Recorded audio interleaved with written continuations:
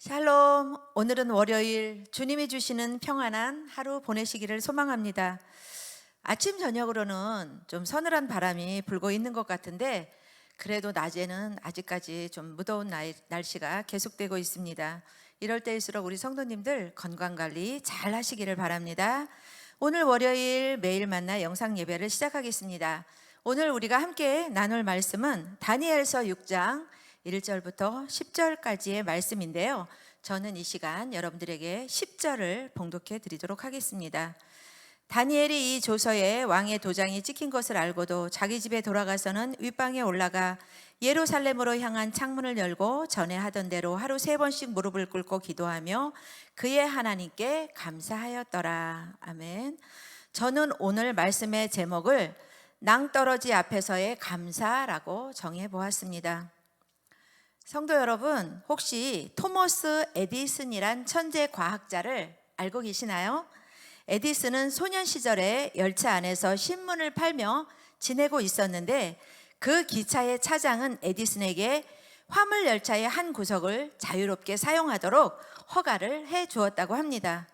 그런데 하루는 기차가 커브길에 속도를 내서 달리다가 에디슨의 화학약품이 떨어지며 차 안에 불이 남으로 인해 그는 거의 귀머거리가 되었다고 합니다.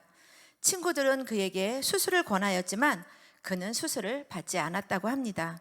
이유는 귀머거리로 그대로 있는 것이 바깥 세상의 시끄러움과 복잡함에 방해를 받지 않게 되어 연구 생활에 훨씬 도움이 될 것이라는 결론을 내렸기 때문입니다. 에디슨은 알고 보면 위인들 가운데 가장 많은 실패를 한 인물이라고 합니다. 그가 실패한 횟수가 11만 번이나 된다고 합니다. 순간순간 포기하고 싶고 낭떠러지 같은 삶이 있었지만 굳건한 신앙으로 이겨내어 좌절보다 위기가 기회임을 깨달았을 때 꿈을 이루고 수많은 발명품을 만들어낼 수 있었다고 합니다. 오늘 본문인 다니엘 6장에는 다니엘의 신앙적 위기와 극복의 과정이 자세하게 나타나 있습니다. 다니엘은 제1차 바벨론 침공 때 포로로 잡혀간 포로였지만 느부갓네살 왕과 벨사살 왕의 꿈을 해석함으로써 부귀와 영화를 얻게 되었습니다. 이러한 다니엘의 탁월함으로 인해 많은 사람들은 호시탐탐 누명을 씌울 기회를 찾았고 30일 동안 왕 이외에는 아무에게도 기도하지 않도록 조서에 왕의 도장을 찍어 금령이 내려지게 됩니다. 이러한 위기와 여러 가지 모함과 낭떠러지기 앞에서 다니엘의 믿음의 행동을 통해 함께 은혜 받는 귀한 시간이 되길 소망합니다. 첫째, 다니엘은 죽음 앞에서도 그 신앙이 변치 않고 기도했습니다. 오늘 본문 1절 9절을 보면 다니엘을 죽이려는 사탄의 음모가 조직적으로 전개되어 있는 것을 볼 수 있습니다. 본문 3절 4절을 보면 다니엘은 마음이 민첩하여 총리들과 고관들 위에 뛰어나므로 왕이 그를 세워 전국을 다스리게 하고자 한지라.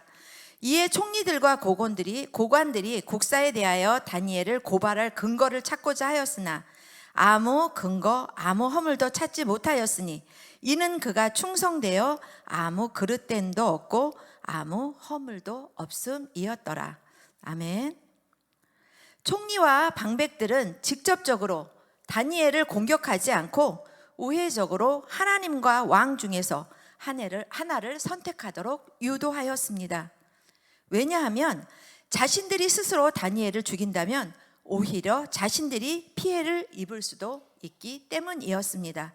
그들은 왕에 대한 충성심을 보이면서 교모하게 다니엘을 궁지에 몰아 넣었습니다.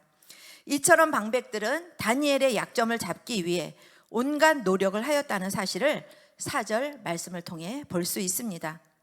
더 나아가 다니엘이 변명하지 못하도록 하기 위해 왕의 조서를 공식화하는 간청까지 하는 것을 볼 수 있습니다. 그러나 다니엘은 이 조서에 왕의 도장이 찍힌 것을 알고도 평소와 다름없는 그의 행동은 계속되었습니다. 10절 말씀을 다시 보겠습니다.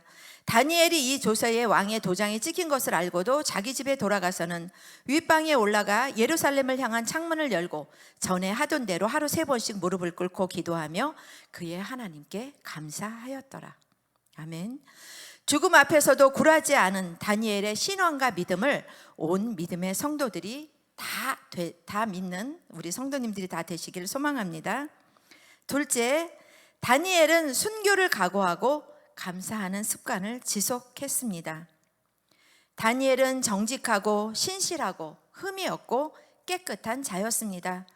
죽음의 위기가 그에게 닥쳐왔음에도 굴하지 않고 실망하지 않고 하나님을 원망하지 않고 전에 하던 대로 하나님께 기도하며 감사했다는 것입니다.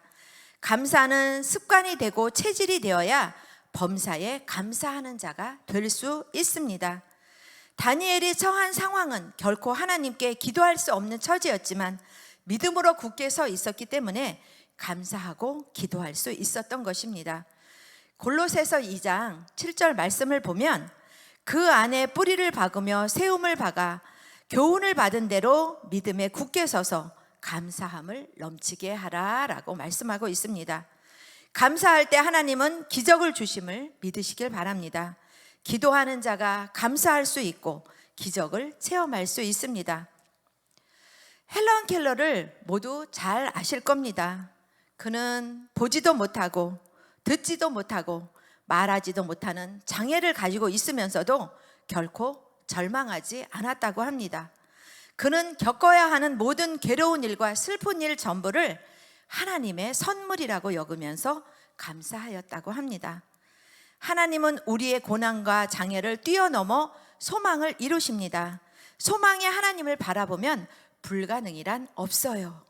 그의 책 헬렌 켈러라는 책 본문 중에 나오는 글입니다. 하나님의 은혜를 바로 알면 은혜가 충만함을 우리가 일깨울 수 있다라는 것입니다.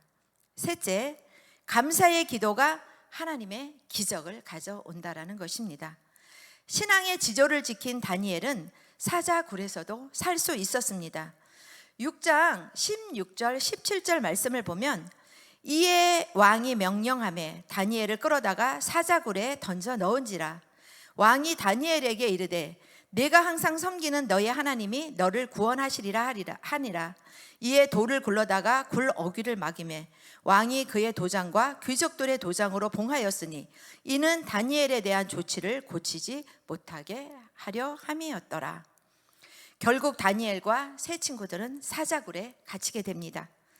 이튿날 왕이 새벽에 급히 일어나 사자굴에 갔을 때 그를 향해 다니엘은 이렇게 말합니다.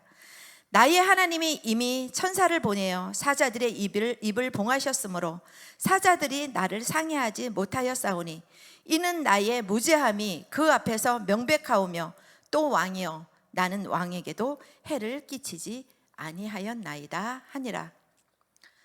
그를 모함하던 자도 다리아 왕도 하나님의 능력을 보았습니다. 도리어 그를 모함하던 자들 모두는 사자굴에 넣어 죽게 됩니다. 성도 여러분, 혹시 세상에 어떤 일을 이루기 위해서는 온갖 노력을 아끼지 않으면서 정작 가장 중요한 문제인 신앙을 위해서는 쉽사리 물러서시지는 않습니까? 우리는 지금 이 순간에도 우리를 미혹시키는 사단의 괴계가 주도 면밀하게 진행되고 있음을 기억하셔야 합니다. 그리고 이를 이기기 위해서는 오직 하나님께 순종하고 말씀으로 굳게 무장하여야 할 것입니다.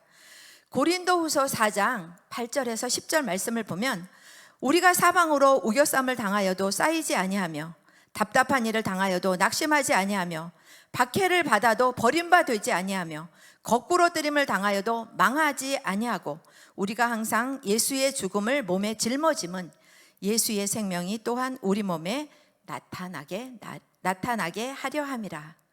아멘. 오늘 하루도 우리에게 주신 귀한 말씀을 통해 은혜의 시간이 되시기를 소망합니다.